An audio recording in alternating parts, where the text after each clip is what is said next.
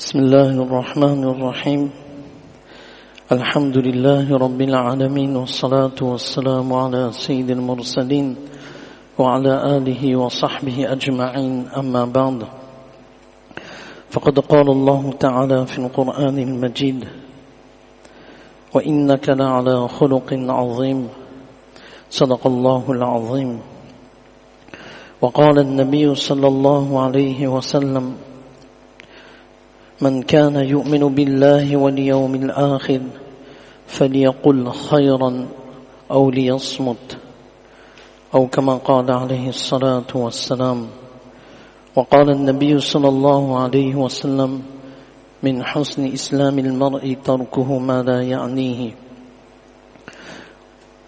فجاء رجل إلى النبي صلى الله عليه وسلم فقال أوصني يا رسول الله قال لا تغضب فرد مرارا قال النبي صلى الله عليه وسلم لا تغضب وقال النبي صلى الله عليه وسلم لا يؤمن أحدكم حتى يحب لأخيه ما يحب لنفسه أو كما قال عليه الصلاة والسلام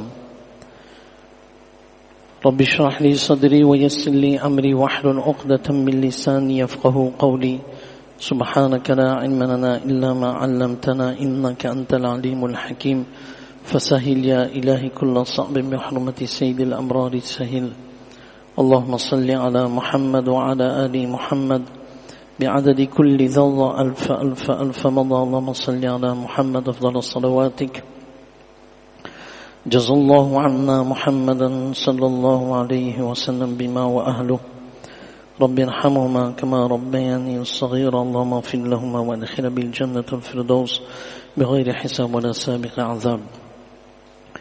Toute louange appartient à Allah subhanahu wa ta'ala, celui qui nous a permis de venir dans la maison Baytullah, la masjid, la mosquée. Allah subhanahu wa ta'ala qui nous a permis d'être en bonne santé et de pouvoir se déplacer en toute sécurité vers ces endroits bénis. Toutes les louanges appartiennent à Allah subhanahu wa ta'ala qui nous a permis d'être dans la communauté de Rasulullah sallallahu alayhi wa sallam. Aujourd'hui nous sommes le premier Dhul Qa'dah 1445.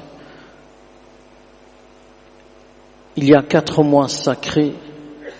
Ces 4 mois sacrés ont été sacrés bien avant la venue de Rasulullah sallallahu alayhi wa sallam. Dhul Qa'dah, Dhul Hijjah, Muharram et Rajab. Abdullah ibn Abbas radiyallahu anhuma, il dit en ce sens que Allah subhanahu wa ta'ala, parmi les 12 mois, Allah subhanahu wa ta'ala a rendu sacré ces 4 mois. Et la particularité de ces 4 mois, une bonne action accomplie durant ces mois sacrés, les récompenses sont décuplées. Et bien sûr, une mauvaise action accomplie durant ces mois sacrés, la gravité de cela est aussi décuplée. Allah subhanahu wa ta'ala nous a donné cette chance de pouvoir vivre et de connaître ces mois et le hajj qui arrive à grands pas. Donc Allah subhanahu wa ta'ala nous permet de tirer profit au maximum de ces moments où Allah subhanahu wa ta'ala déverse sa bénédiction et sa miséricorde. Alors parmi les actions qu'Allah subhanahu wa ta'ala il aime et parmi les actes que Rasulullah sallallahu alayhi wa sallam dans son bel enseignement il nous a inculqué, Allah subhanahu wa ta'ala il a dit à propos de Rasulullah sallallahu alayhi wa sallam wa innaka la'ala khuluqin azim, sans aucun doute tu es doué d'un caractère noble. C'est pour cela les ulama comme Abu Muhammad ibn Abi Zayd, rahimahumullah ta'ala, il dit que la totalité du bon comportement, la totalité des actes louables concernant la moralité d'une personne trouvent leur fondement dans 4 hadiths. La totalité de l'enseignement du bon comportement, la totalité de tout ce qui relève des bonnes manières se retrouve dans 4 hadiths. Alors le premier hadith, Rasulullah sallallahu alayhi wa sallam, il a dit que celui qui croit en Allah, man kana yu'minu billah, que celui qui croit en Allah, wal yawmil akhir, et au jour dernier, falyaqul khayran, qu'il dise du bien, ou liyasmut, ou bien il adopte le silence. Alors ce hadith, les mots même du hadith sont clairs. La langue constitue l'organe qui, autant il peut faire le bien d'une façon incroyable, mais autant les dégâts des mots se trouvent au niveau de la langue. On est bien d'accord. La langue est un organe c'est un organe qui est très petit, mais dont les dégâts sont immenses. Immenses. Arriver à contrôler sa langue ne pourra être fait, Rasulullah sallallahu alayhi wa sallam le dit en prélude, man kana yu'minu billah, celui qui a une foi solide, celui qui a une foi parfaite. Avoir une foi parfaite permet à la personne de rechercher uniquement la satisfaction d'Allah subhanahu wa ta'ala, uniquement son contentement. Et cela justement lui permet de contrôler cette langue qui est une source de beaucoup de mauvaises choses. Les exemples sont nombreux, on le sait. Subhanallah, Allah subhanahu wa ta'ala nous en préserve. Et Rasulullah sallallahu alayhi wa sallam, il dit, man kana yu'minu billahi wal yawmil akhir, et celui qui croit au jour dernier. Tout le monde croit au jour dernier qu'il y a une vie après la mort.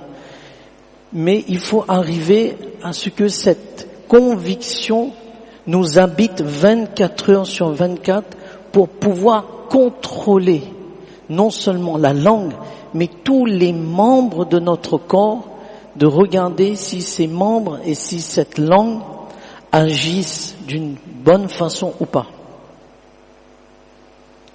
C'est, subhanallah. Parfois, on va prendre un exemple tout simple qu'on sait, dans un couple, il arrive que il y a des hauts et des bas. Mais une parole prononcée peut être source de divorce. Et on ne le sait pas. On ne le sait pas. On n'a pas prononcé le mot divorce. Mais dans la colère, on a utilisé une phrase qui fait que le divorce est tombé. Et on ne le sait pas. Combien, subhanallah.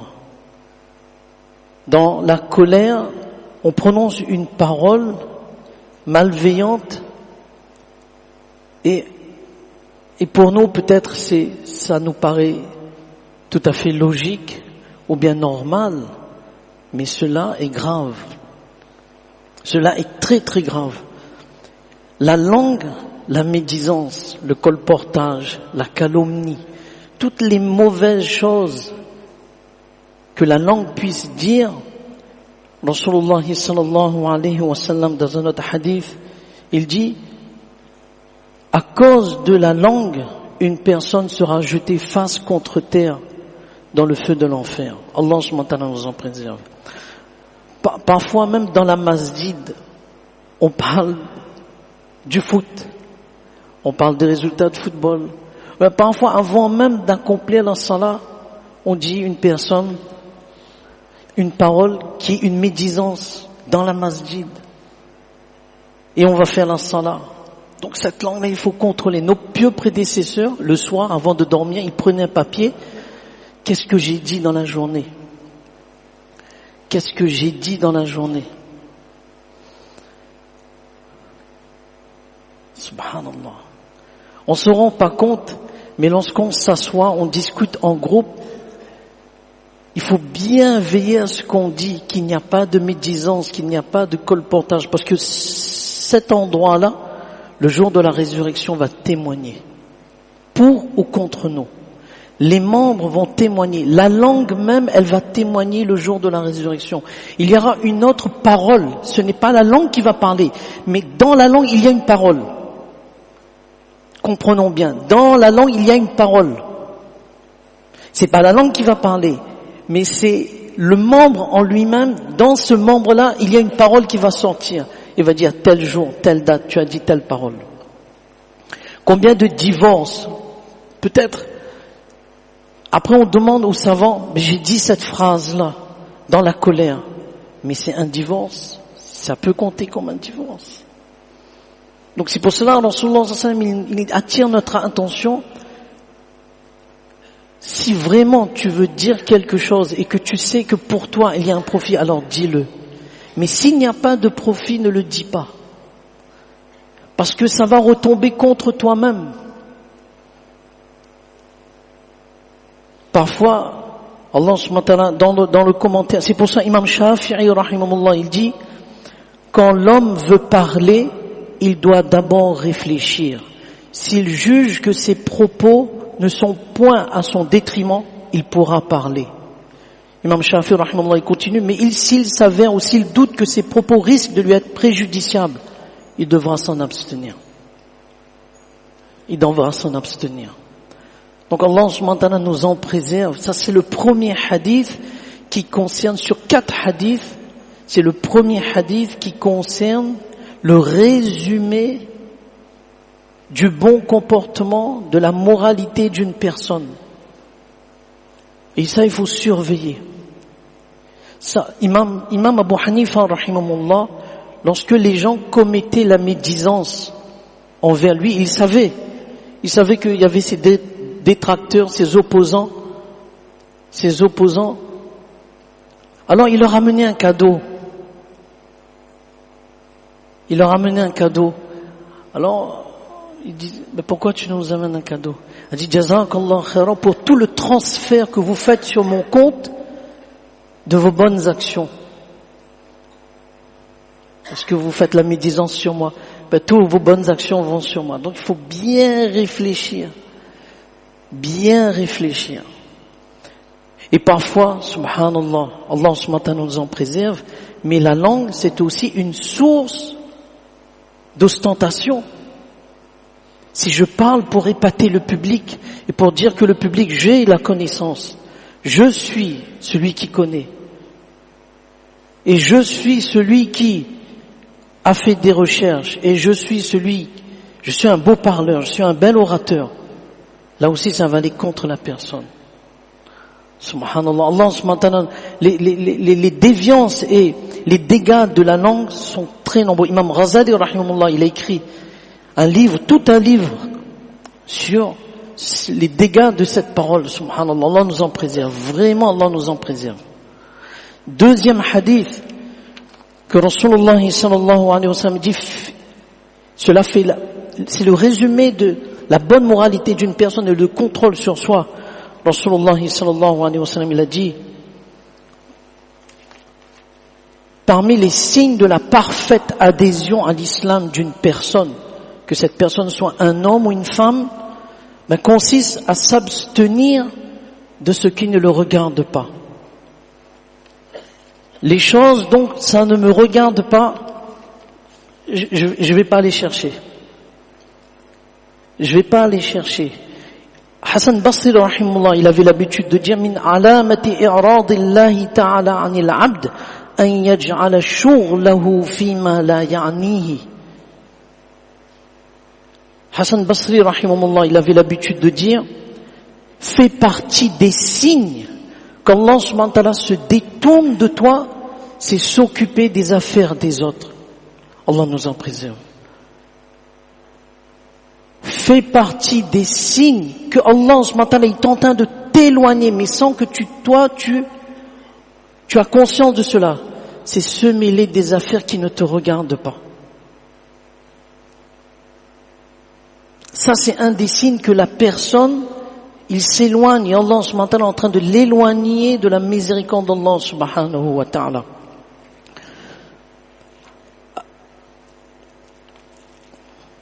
Un jour, subhanallah, Abu Dujana,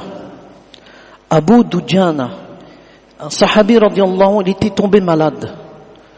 Alors les compagnons, ses amis, viennent le rendre visite et ils remarquent que sur le visage de Abu Dujana radiallahu anhu, c'est illuminé,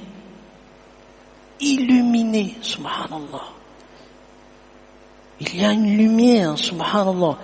Alors il dit, Abu Dujana, mais ton visage il est illuminé, tu es malade, mais tu as un visage radieux, tu as un visage plein de lumière.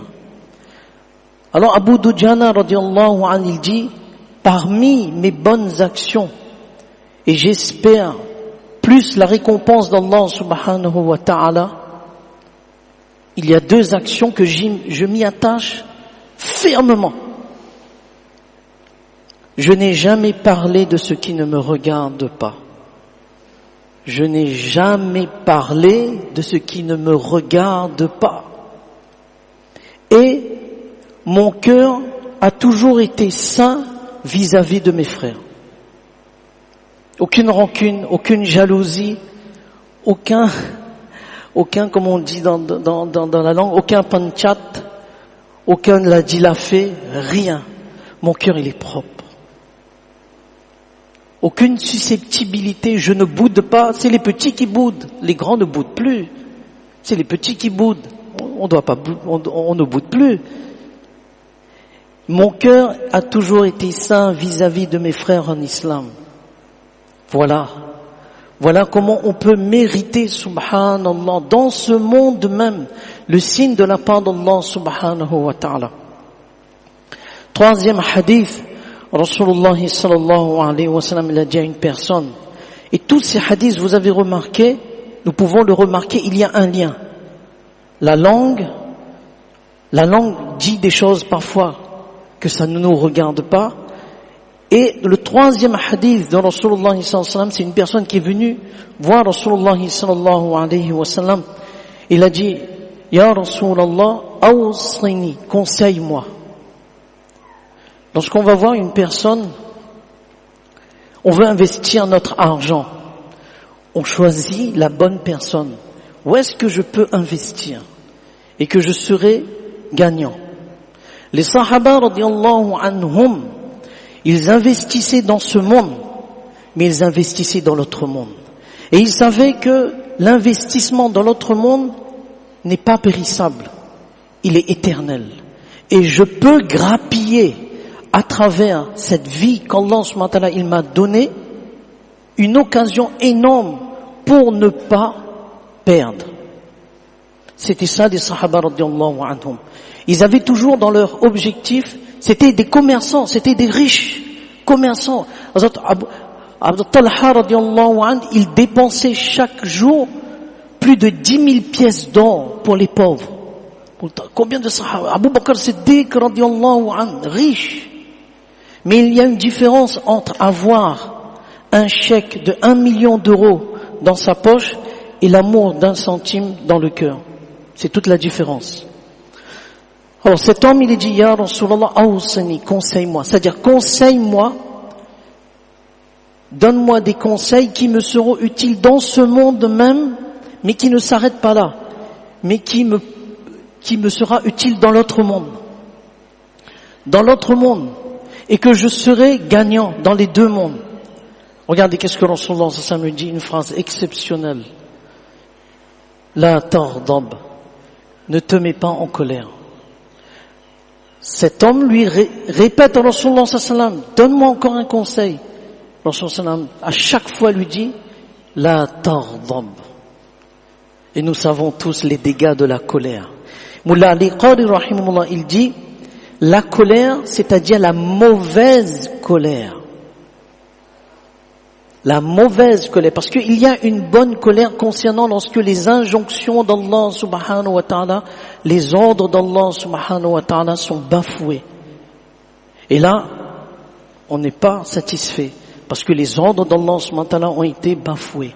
Mais en dehors des ordres d'Allah subhanahu wa ta'ala et de l'enseignement de Rasulullah sallallahu alayhi wa sallam, se mettre en colère pour rien, ça amène aussi des dégâts. Tout est lié. La langue, cette langue qui s'occupe des choses qui ne la regardent pas, et la colère, lorsqu'on dit une parole déplacée, et après, ça monte en degrés, et la colère, subhanallah. Parfois dans un couple, on se met en colère, aussi bien l'épouse que l'époux. Il faut savoir, c'est facile de parler, mais dans une situation bien précise, c'est pour ça que le Rasul m'a dit, le fort là, c'est pas celui qui terrasse l'autre dans le combat. Le fort, c'est celui qui arrive à se maîtriser. Et ça, subhanallah, ça c'est un autre niveau. C'est pour cela, Rasulullah sallallahu il a dit, lorsque l'homme lui a demandé, Ya Rasulullah, donne-moi ce conseil. Donc il a réfléchi et il a dit, sans aucun doute, la colère, c'est la racine de tous les maux. La colère, c'est la racine de toutes les mauvaises choses. Et c'est pour cela, Rasulullah, dans chaque hadith, il y a beaucoup à développer. Le dégât de la langue,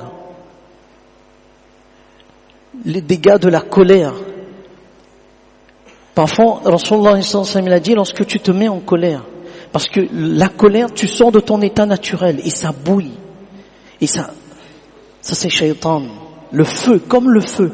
Le feu, une étincelle. On craque une étincelle et ça devient un incendie. Et ça détruit tout. Exact. La colère, c'est pareil. Et après, on regrette. Parfois, on peut dire, dans la colère, c'est lié dans la colère, on dit une phrase à son épouse, sans le savoir, c'est un divorce. Et après, on dit aux savants, je l'ai dit dans la colère. C'est dans la colère. On dit pas ça quand on est tranquille. C'est-à-dire, voilà, non. C'est dans la colère même. Donc, Rasulullah sallallahu alayhi wa sallam, il a dit, lorsque tu te mets en colère, a'udhu billahi minash shaytanir rajim. Dans un autre hadith, Rasulullah sallallahu alayhi wa sallam dit, va faire le wudu. Et tu fais 2 rakats. Si tu es debout, tu t'assois. Si tu t'es assis, tu es allongé. Comme ça, parce qu'en position debout, tu peux frapper. Et malheureusement, na'udhu billah. C'est pour cela, les ulama disent, si on veut connaître Rasulullah sallallahu alayhi wa sallam, il faut regarder Rasulullah sallam dans sa vie privée. Comment il était à la maison. Parce que dehors, tout le monde nous connaît. Monsieur un tel, Madame un tel. Mais il faut voir dans le privé et dans les situations bien précises, quelle est la valeur de cette personne. Et c'est là qu'on va comprendre que ce que Rasulullah sallallahu alayhi wa sallam nous a donné comme enseignement, l'homme parfait. Wa innaka la'ala khuluqin 'azim. Les derniers hadiths que Rasulullah sallallahu alayhi wa sallam il a dit, la perfection de l'Iman, c'est de souhaiter à son prochain ce que tu aimes pour soi-même. Et ce que tu aimes pour soi-même, cela concerne les choses, les bonnes actions, la réforme spirituelle. Souhaiter pour son prochain d'aller toujours vers le droit chemin, comme tu souhaites pour soi-même. Ça, c'est la perfection de l'Iman. Et souhaiter cela, faire l'intention pour cela, Allah subhanahu wa ta'ala, il t'élève. C'est pour cela on a demandé à Ibn Umar radiyallahu anhuma que résume-nous la science. C'est quoi la science? Alors, Hazrat Umar radiyallahu anhu, Hazrat Abdullah ibn Umar radiyallahu anhuma, il a dit, la science est certes vaste, La science est vaste. Mais si tu peux rencontrer Allah sans avoir de sang sur les mains, sans avoir mangé injustement les biens de qui que ce soit, sans que ta langue n'ait touché à l'honneur d'autrui, tout en restant attaché au groupe des musulmans, alors fais-le. Voilà le résumé de la science. Allah subhanahu wa ta'ala nous donne tous la compréhension de mettre en pratique ces 4 hadiths. Le contrôle de sa langue. Premier hadith. Deuxième hadith, de ne s'occuper que ses affaires. Troisième hadith, de contrôler sa colère. Et quatrième hadith, de souhaiter pour son prochain ce qu'on souhaite pour soi-même, c'est-à-dire les bonnes choses, pas les mauvaises choses, les bonnes choses. Si quelqu'un a commis une mauvaise action, il souhaite que tu aussi fait ça les bons. Non, c'est les bonnes actions. Allah subhanahu wa ta'ala nous donne tous la compréhension de ce qu'on vient de dire.